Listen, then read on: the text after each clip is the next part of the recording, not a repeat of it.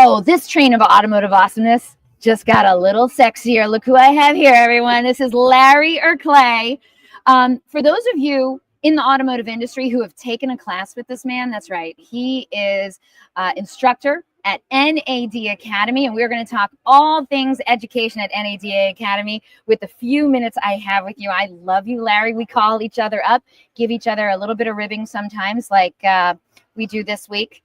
Oh, this week's going to be big. This week is going to be big. My team is playing his team. Absolutely. And one of our teams is going to the Super Bowl. And it probably is going to have a red color in their jersey. Wow, we don't really know that. We don't know that. Yeah. Could be green. But let's face it, Jaden Daniels coming home to New Orleans for the Super Bowl. It's a good story. It's a good story. But he has to get more points. We'll talk about that later. You know what? We'll know more Sunday night, tomorrow night. in about 24 hours. We'll see what happens. So, and then one of us is going to owe the other one a drink. Yes? I tell you what. What? Yes. Yes. Absolutely. Drinks shall be had. Fireball? Whatever. Okay. Whatever he says. By the way, Larry, you look so festive here in New Orleans. Look at this beautifulness. You know what? That's what we do, right? You're in New Orleans. You have a good time. But you also have to go ahead and understand what's going on. And let's face it, New Orleans is a great place, the NADA show, to figure out what's going on and what do I need to do to be successful in this industry right now. Right? You would think that because he's with NADA, that he had no problems whatsoever getting here to New Orleans. Oh, 5 canceled flights, my last resort, before they told me don't even come. But you know what? I missed my workshop yesterday that I worked so hard to put together. Dude, Somebody else had to fill in for me. They crushed it because I put together the best panels, as you are. So we'll talk about that here in a minute. But let's face it, technicians, what's going on with them, the struggle. Had a great meeting with a lot of executives and masterminds behind a lot of great organizations about how we're going to fix the industry for technicians and some of the key things. And I think so. Let's talk about that. I don't think that there's a dealer out there who doesn't have a need for more technicians. Well, the first part, we got to identify what kind of technicians that we need, right? Okay. Because there's repair technicians, and let's face it, with the average age of a technician being 40, a lot of people have been starting to retire. So our benches are a little thin on the entry level side. Okay. And we got to ask the question, do we have a retention problem? Are people leaving us? Are we getting hires, good candidates? Well, we had more, and now they're aging out. But is that not what you think is happening? I think a lot of that is true, but what's happened in the industry about being this great career? I know that being a line technician is a great career. I made a very successful living at it. And let's face it, I got to NADA Academy because they think that I can give dealers better insight into how to help fix this problem. Right. So, that was great, but I'm just one person here trying to fix it. And I think that if we can develop a program, let's face it, we're all fighting for the same people, whether it's plumbing, heating, electrical.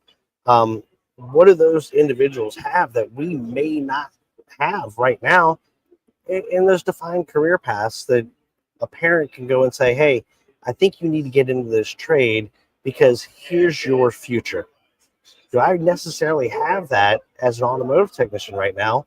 What differentiates me? Where's the standards to say that I'm worth being that individual working for you? So just ideas I'm trying to think through and figure out how we're going to make this a better place, right? Yeah, I love what you're doing over at NADA. And just so everyone so we're all on the same page, you don't do anything with variable ops. You really concentrate on fixed ops and helping people who are going through your class get better and more profitable and more efficient in their fixed ops at their dealerships. Is that right? And help them a better understanding, because let's face it, a lot of service managers, parts directors, they don't have a real mentor or even guiding person to elevate them and understand what the business, what are dealers looking at to make sure that I'm aware of, make sure that I'm working on, and keeping focus throughout the day. So we teach the general managers to the dealer principals to sons and daughters and service managers all the way down to our advisor program. And, one of the things that I'm talking with some of the other people that we had conversations with, there needs to be a technician side of it too. Mhm. What do shop foremans do? Elevating everybody in the business to help dealers be more successful and profitable as we move forward. Yeah, right? I remember talking to you a few years ago directly about this and how granular you get with the things that you teach. For instance, you said, if I recall correctly, technicians had to know to every 5 minutes, 6 minutes. 6 minutes, excuse me, what they were doing for every 6 minutes of their open hours of the day. You're still teaching that, right? And I do teach that, and I live my life 6 minutes at a time. 6 minutes at a time? Well, it's 1/10 of an hour, right? Okay. So every 6 minutes is worth 1/10 of an hour to sell, because in our inventory and service is selling time. So I'm trying to get as granular as I can to figure out how I can maximize, utilize, or better sell my inventory. And the neat thing about being a technician, why I loved it so much, is because I had the unique ability to sell over the hours that I spent working there. Because of the flat rate system and everything else going on. It's not for everybody. So do we need to revamp some pay plans or think about things? So lots of conversations go on in class. I think a lot of people think about pay plans. Yeah. I think because a lot of people feel that a different kind of pay plan might be better for retention.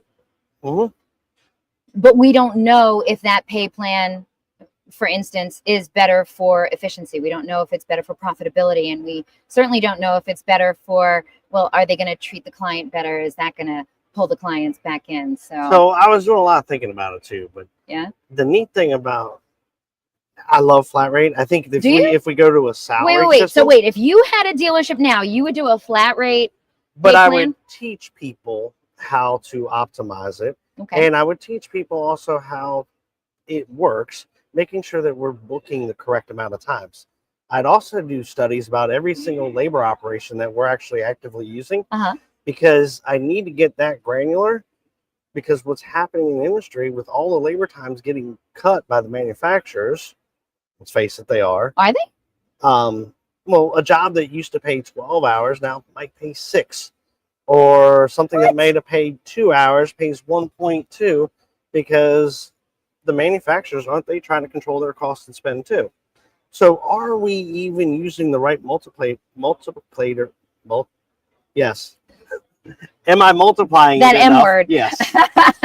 The factor of these labor hours to make sure that my technicians can beat the time. Are we selling the right amount of time or dollars to our customers? It's a standard that's unique amongst the whole industry, but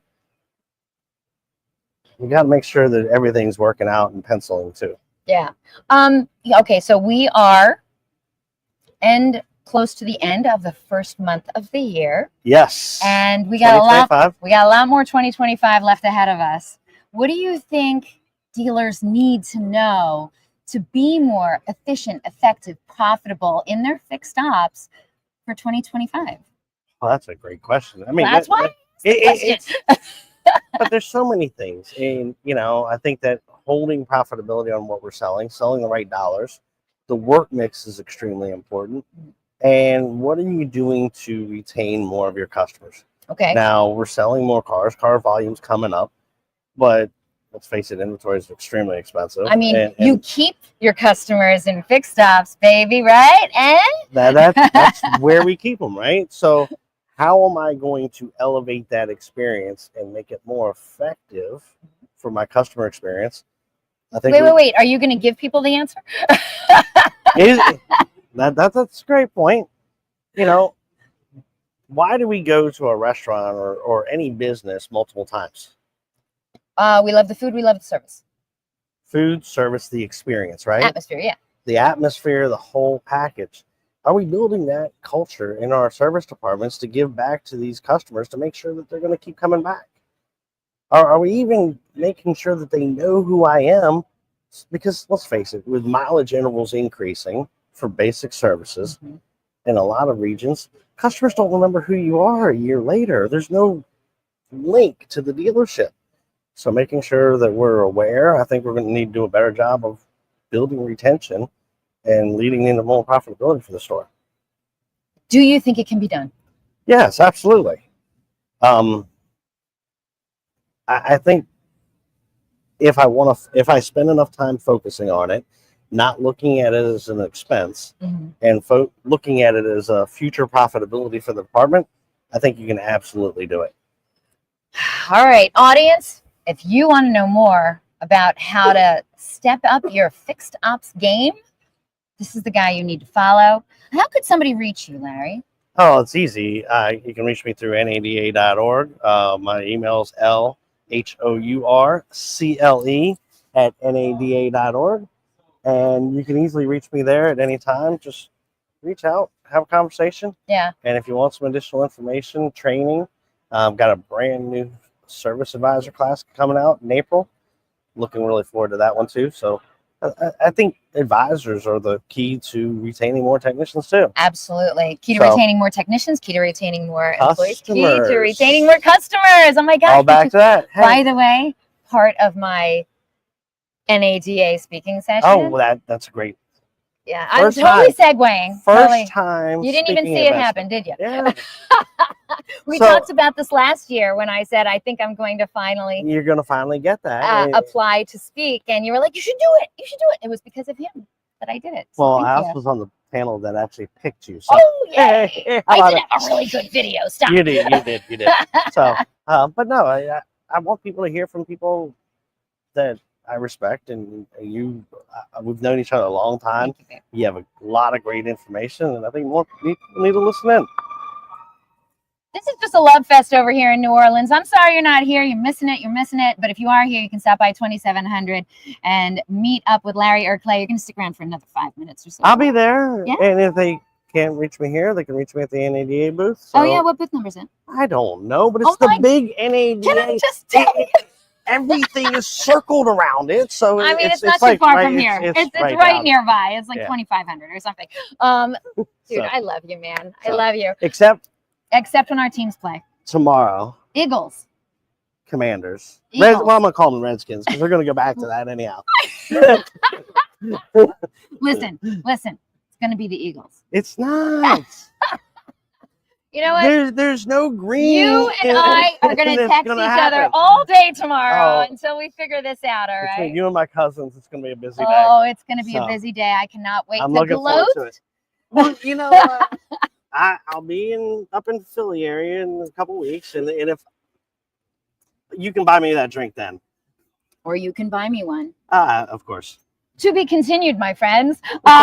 Okay, next up, we have Larry Hourcle.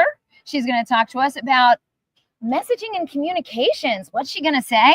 I don't know. I never know what anyone's going to say until I get them in front of the big ring light. Well, I know. But hey, let's face it. Communication is extremely needed. I mean, messaging is important. Absolutely. Yeah, absolutely. So we're going to see what Larry Hourcle has to say. Now, I'm excited to hear. I know, me too. I don't have no idea what she's going to say. And then I got to go do my speaking session right after that. So she's my last one. So what room can they find you in? Room 213 at 3:30. Right? She's going to be speaking with me. Oh, you know her, right? I know. She's talking about fixed ops. Yeah. All right, so we have to cut this one short because we got to get to our next broadcast. We hope to see you again soon. This is Eliana Raggio signing off from Dealer eProcess at NADA 2025 here in New Orleans. We'll see you soon. Time to wave.